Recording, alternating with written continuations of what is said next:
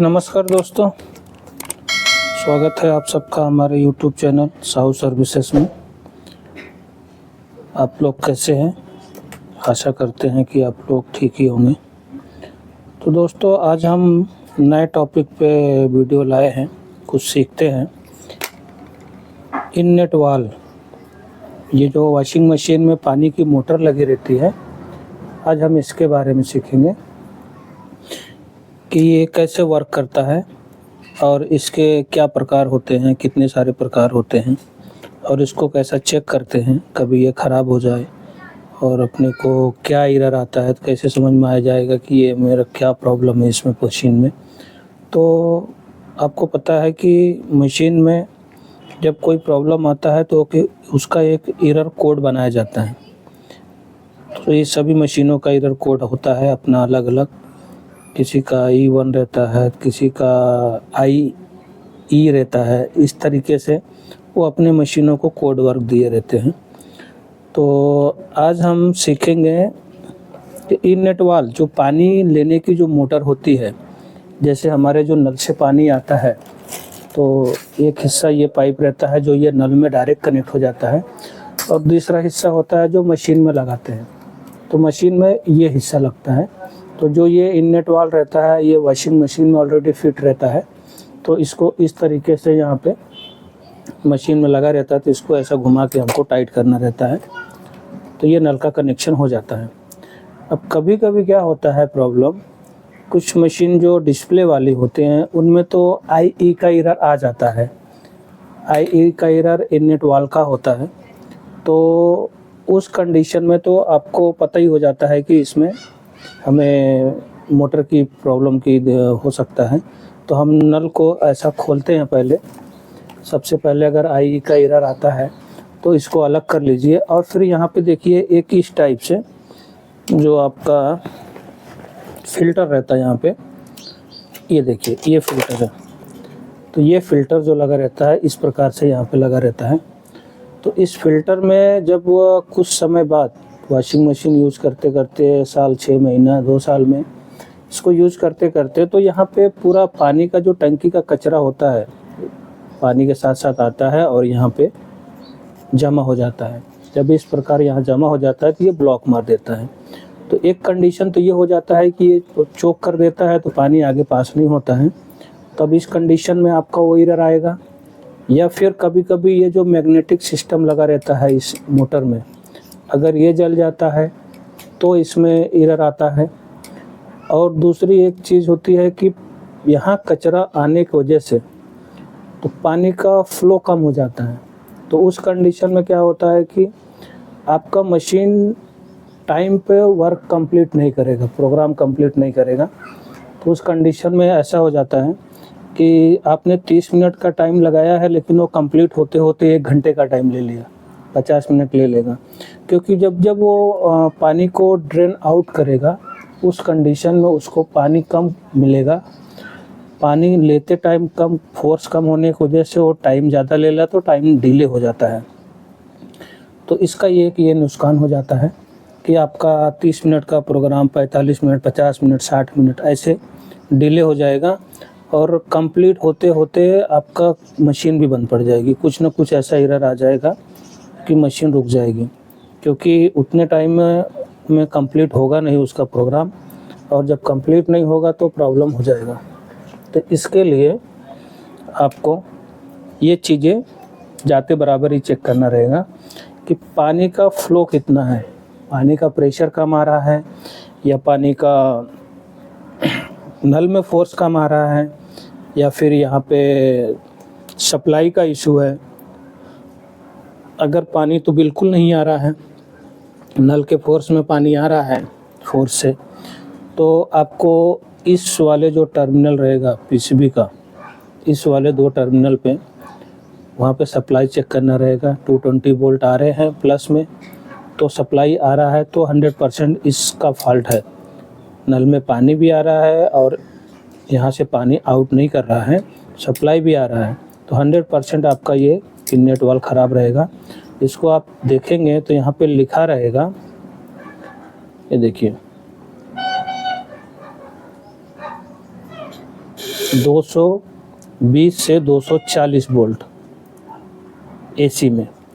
इसको आप ऐसा चेक करेंगे, सप्लाई भी आप एसी मीटर मल्टीमीटर पर लगा के एसी के पॉइंट पर रख के आप ऐसा चेक कर सकते हैं। तो दोस्तों, और इसमें एक चीज़ आपको, अभी की जो मशीनें आ रही हैं इन्वर्टर टाइप से, तो उनमें इस टाइप से डीसी मोटर आ रही हैं। डीसी मोटर आप देख सकते हैं, इसमें जूम करके देखिए, डीसी 12 वोल्ट, ठीक है, ये देखिए यहाँ पे लिखा है डीसी 12 वोल्ट। और इसमें क्या लिखा था, इसमें एसी 220 से 240, 50 से 60 हर्ट्ज। ये देखिए यहाँ पे एसी 220 240, ठीक है दोस्तों, ये देख सकते हैं आप 220 से 240। और इसमें लिखा है 12 वोल्ट डीसी, 12 वोल्ट डीसी लिखा हुआ। अब देखिए, जैसे इसमें से सिंगल और ये डबल आते हैं ना, इसी प्रकार से डीसी में भी सिंगल और डबल, ये सिंगल का वाल है, आप देख सकते हैं, ये सिंगल का वाल है और ये डबल का वाल है। तो इस प्रकार से इसका डिज़ाइन होता है। अब देखते हैं इसको चेक करते कैसे हैं। तो चेक करने के लिए आपको सिंपल मल्टीमीटर को रेजिस्टेंस के मोड पे लगा लीजिए, किलो ओम्स में लगाने के बाद में आप इस प्रकार से देखिए, तो आपको कुछ न कुछ रेजिस्टेंस यहाँ पे शो करेगा। देखिए, मैं मल्टीमीटर के दोनों पॉट को मैंने दोनों टर्मिनल पे लगाया।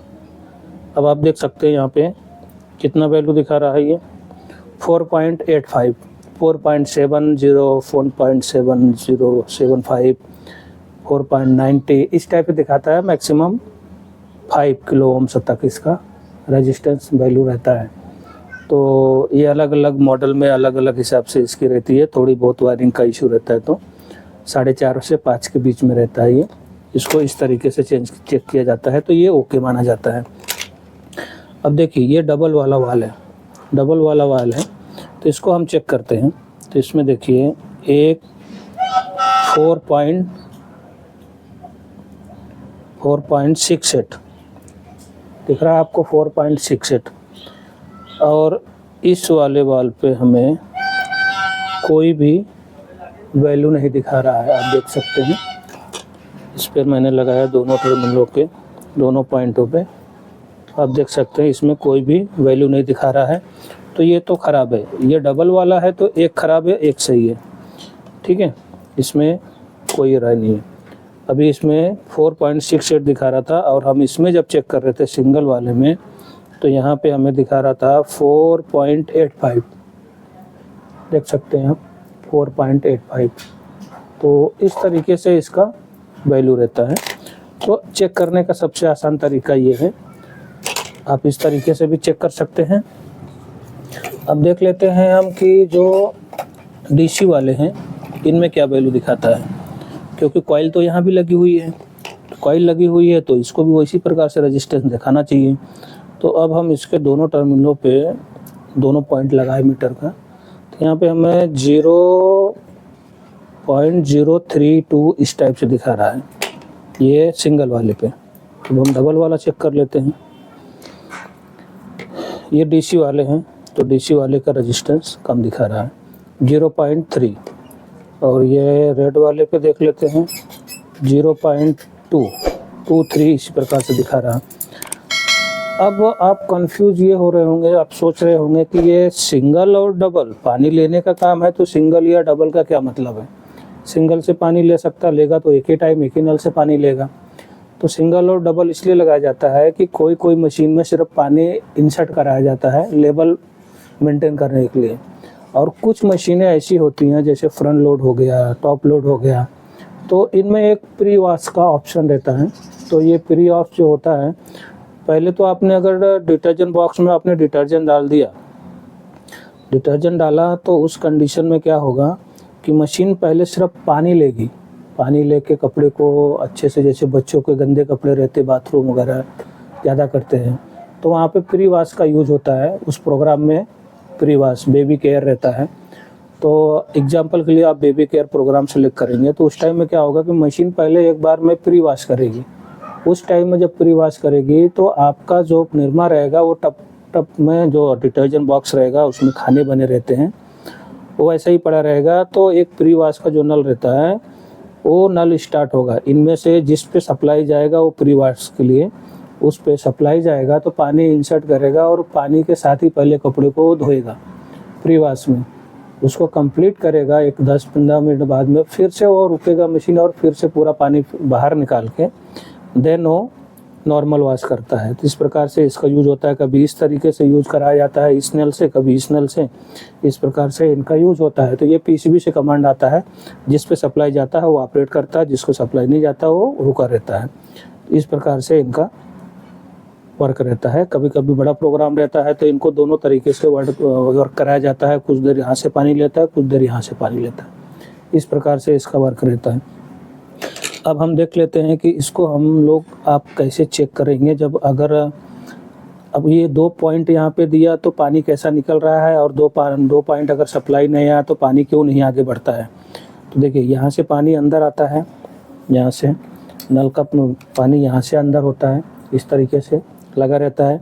तो यहाँ से अंदर होता है, यहाँ से बाहर जाता है, ये टब में लगा रहता है कोई भी एक जगह पे, वहाँ पे लगा रहता है। तो यहाँ पे सप्लाई देने के बाद में ऐसा क्या सिस्टम रहता है जो ये पानी को रोके रहता है। जब ये सप्लाई यहाँ आती है तभी ये आपके आगे पानी फ्लो करता है। तो उसके लिए दोस्तों यहाँ पे कॉइल है, ये जो 2 पॉइंट है इसमें कॉइल, इसको आप निकाल भी सकते हैं। अभी देखो मैं इसको ये निकाल दिया, अलग कर दिया। तो इसके अंदर में कॉइल रहती है, मैकेनिज्म लगा रहता है। और ये जो डंडी देख रहे हैं आप, इसके अंदर में वाल लगाया जाता है, वाल। अब ये वाल वर्क कैसे करता है कि जब ये सप्लाई यहाँ पे जाती है तो इसमें मैग्नेट तैयार होता है, और इसमें मैग्नेट तैयार होता है तो इसके अंदर में जो वाल लगा रहता है इसको आगे पुश करके लेके जाता है, ऊपर खींच लेता है। ये ऐसा फिट रहता है ना, तो ये क्या करता है, मैग्नेट को ऊपर खींच लेता है। तो यहाँ का जो रास्ता रहता है वो पूरा क्लियर हो गया रहता है। उस टाइम में क्या होता है, पानी ऑटोमेटिक इसने इधर से आता है और इधर से निकल जाता है। सिर्फ पानी को लॉक करने के लिए ये चीज़ें लगाई गई हैं कि जब मशीन बंद रहे तो ये वर्क ना करे, पानी नहीं तो ड्रम में भर जाएगा। इसके वजह से इसका यूज हुआ है, ज़्यादा इसमें कुछ है नहीं बड़ा कुछ। अभी मैं आपको इसको सिंपल दिखाता हूँ कि ये वर्क कैसे करता है। आप इस प्रकार से मैग्नेट ले लीजिए, इसको मैग्नेट ले लीजिए और यहाँ पे ऐसा लगा दीजिए। देखिए ये चिपक गया ना, तो यहाँ पे वाल टाइप से यहाँ पे लॉक किया गया रहता है। देखिए इसमें डबल आवाज़ है ना, देखो मैंने जैसे आगे सरका ये खींचा, खट से आवाज़ है।